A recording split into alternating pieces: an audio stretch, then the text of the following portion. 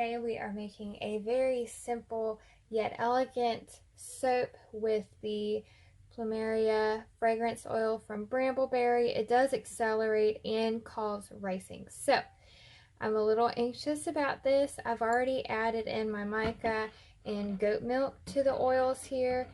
This is the first time using this purple, the lavender mint, also from Brambleberry, and I love the way it looks already. So it's just going to be a one colored soap.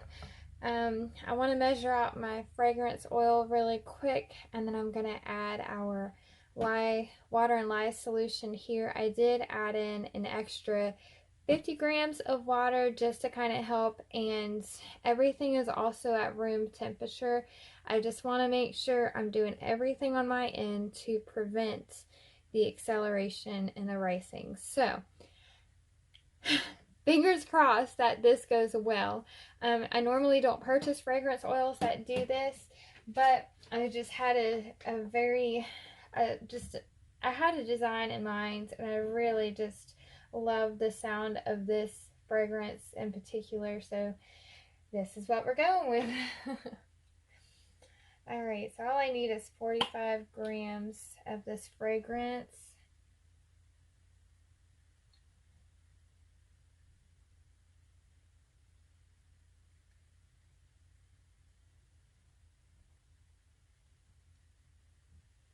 There's a neat little trick that you can use, like a skewer or something, and pour down like that so your fragrance doesn't make a mess like this. But I didn't listen to my own piece of advice and do it that way this time.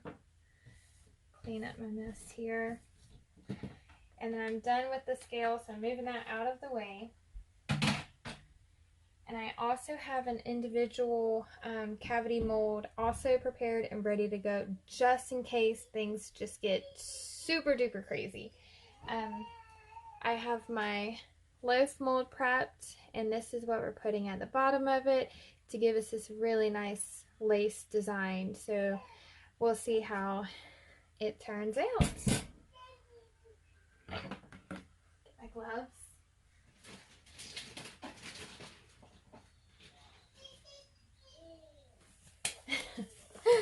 And I'm so sorry if you can hear the football and the baby in the background, but you know, this is a home business, so it's never like the perfect time to film.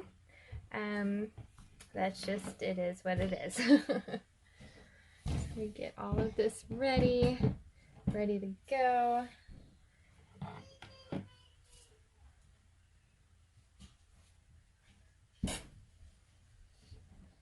And I'm super nervous about this. Hopefully it just turns out absolutely wonderful. So I'm just going to very lightly blend in our lye solution.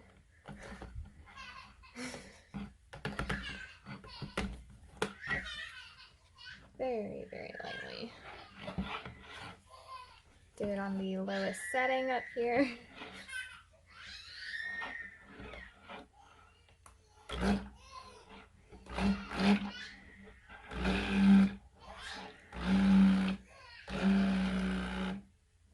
And since I did already add in the mica, it is going to be a little more hard to tell when we've reached emulsion. But we'll just check the end of our blender here, and that'll be our telltale sign on if it's all mixed together or not. If it breaks apart at the end of the stick, then it's not blend together well. That actually looks really good, but I still know by the color difference that I still need to mix some more. But I'm not gonna pulse anymore. I'm just gonna do this manually. That is such a beautiful, beautiful purple. Exactly what I was going for. Alright, so I'm done with the stick blender. We are not going to send that batter any further than what it's at now. We have no clue what this fragrance is going to do with my recipe. I did not test batch, and I really don't test batch our fragrance oils or micas. I just don't have that kind of time, but I do a lot of research, a lot of review reading to make sure, just to inform myself how, like, what I'm getting into, basically. So, I'm surprised the baby has not gone asleep yet. It is past nap time. I'm going to keep this stick close by just in case we need it again.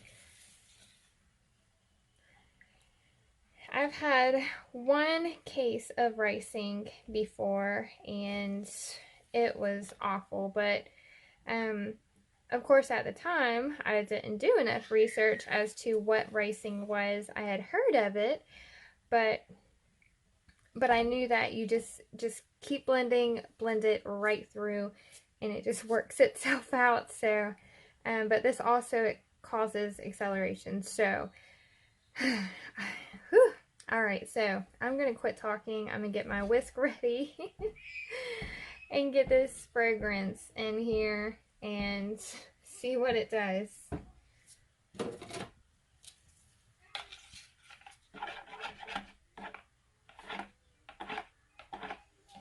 And everything is at room temperature. So I'm just going to whisk now.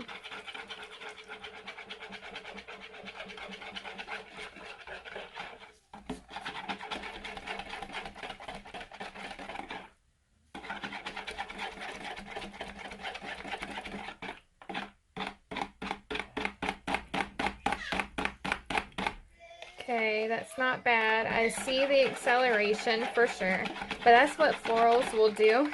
Ooh. Okay, let's get this in here. It's not bad. I don't see any ricing at all. Perfect. We're just going to get this in the mold. Not even going to play around with it. I'm sorry if you guys can't see. Okay.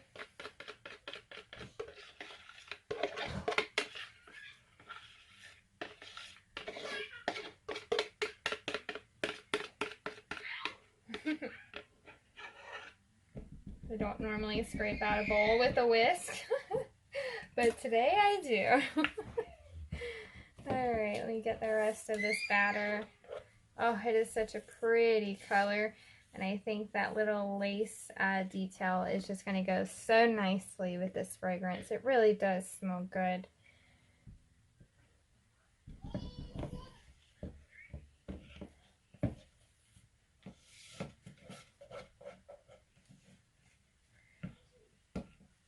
I didn't originally want to put the goat milk in here because I know that can cause it to thicken up, and it just can alter what your batter does, especially with a fragrance that just goes crazy on you. But for this design, I really felt like goat milk had to be in here. So let me get a paper towel.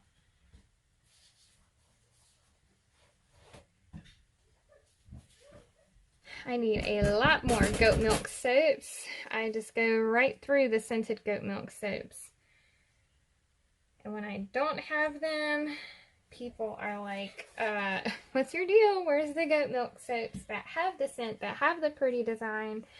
Because I always have like the plain Jane bars and things like that with the goat's milk. But it just seems like all the pretty ones with the goat's milk is just everybody's favorite. I can't even name a particular one because the oatmeal milk and honey goes like super duper fast. Ooh, yeah, this is definitely starting to set up. Anyways, so it goes super duper fast. I did order some, I'm using books because that's how I keep my molds from like bowing out like this when they get full. Um, but I did order some like really nice um, molds for bigger batches, and we'll be using those soon. I ordered like a couple of weeks ago, and they still haven't shipped out yet, but this particular company I have ordered from is just great at making their molds, and they have high quality molds. I have never ever ordered from them before. I really want a multi-bar cutter from them, but that's an investment for a later time, because I did invest in this brand new table, which I am just loving right now. So anyways, in the future we'll see bigger batches, especially for like pretty designs like these things that I know that are going to go super duper fast, and I'm not going to be able to keep them on hand. So I'd rather just do a big batch instead of doing smaller batches more frequently. Anyways, I'm going to get another book for each side of this, and then we'll come back tomorrow when it's time to cut. So thanks for coming. We'll see you in just a second. All right, we are back to unmold our soap. It's been about 2.5 days. I was going to unmold this yesterday. However, I remembered that I didn't put sodium lactate in here. So I was a little concerned about the little tiny details at the bottom. I was wanting to make sure that this soap was actually absolutely hard before I unmolded this. I just wanted to give it extra time, even though I knew it was gonna, harden up. I just wanted to make extra certain. Here we go. Just getting everything out of the way. So the top of this is actually going to be the bottom of the soap. So after we unmold, oh, that's unmolding very, very easy.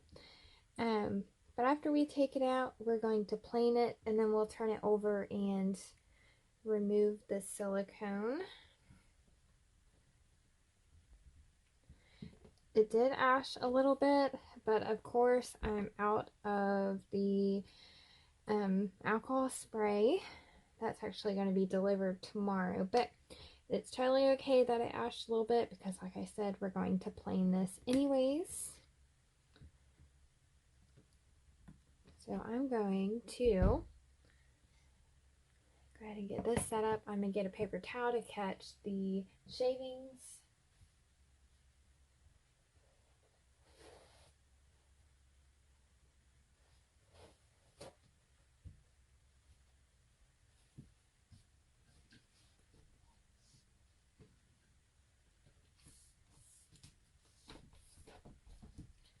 Of course, I have my handy dandy hardcover book here that I can press against as I'm sliding the loaf.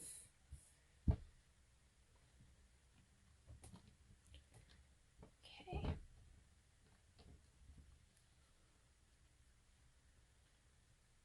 Just going to over here.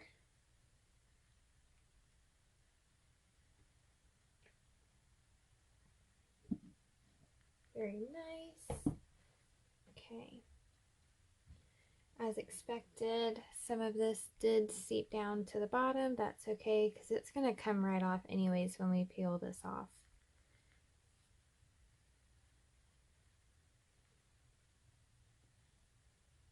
Okay.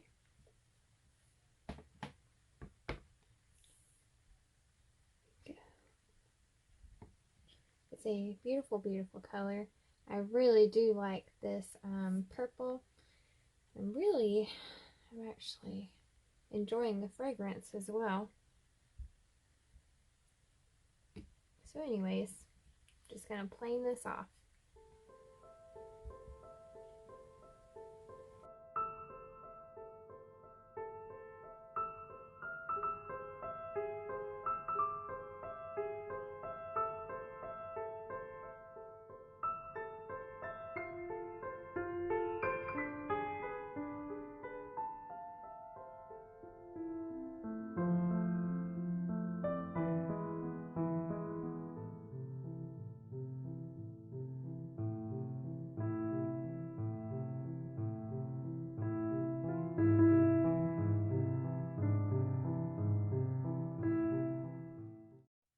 Alright, so I've planed the now bottom of the soap.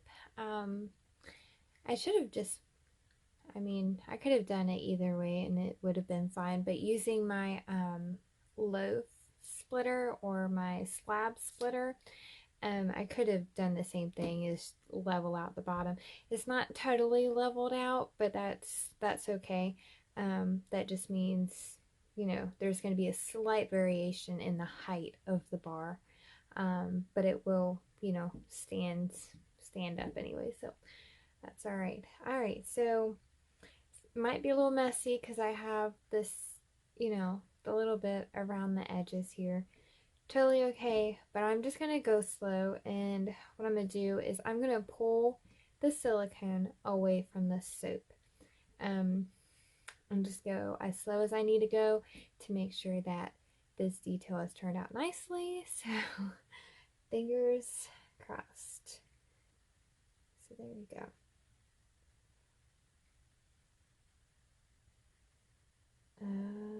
I can already tell. Okay, so I'm just gonna kind of go around one side here. And I know you guys aren't getting like the best view of me doing this. I'm just going to go very, very gently.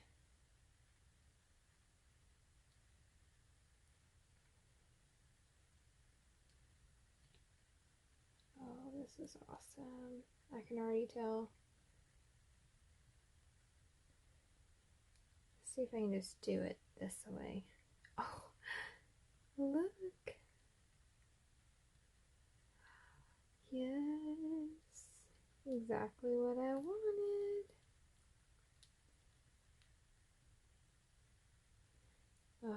So the bars are not as hard as I would have liked. So it's still kind of sticky up here.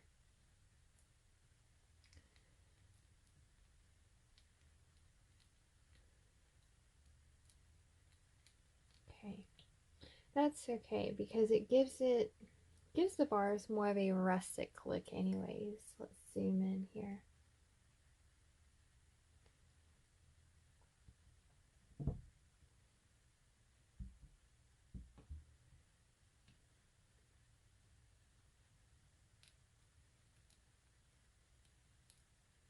So just going slow because it is very, very tiny details. Oh, and I love this. This is so cute. I had originally planned on doing like the detailing in white against the purple, but I had quickly found out that melt and pour was not going to work with such fine details like this. So this is what it looks like. I don't know if I should try to, let's see.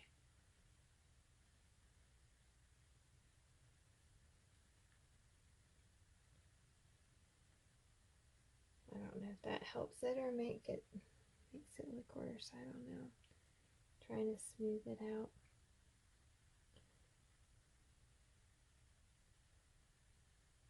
Okay, I'm not sure. That's okay, because I think this is the first of many soaps that I will do this way. I really like how this turned out. I really wish I would have used sodium lactate. I was just so anxious about how this fragrance was going to behave. Yeah. So that's totally okay. So that's what this soap looks like. I think it is very, very pretty. Just a solid purple soap here. So since it is still a little soft at the top, I'm going to give this soap a little more time before I bevel and then cut into bars And what I'll do is I'll just attach photos at the end of this video, and you guys can see how it turns out. So stay tuned for those photos, and we will see y'all at the next video.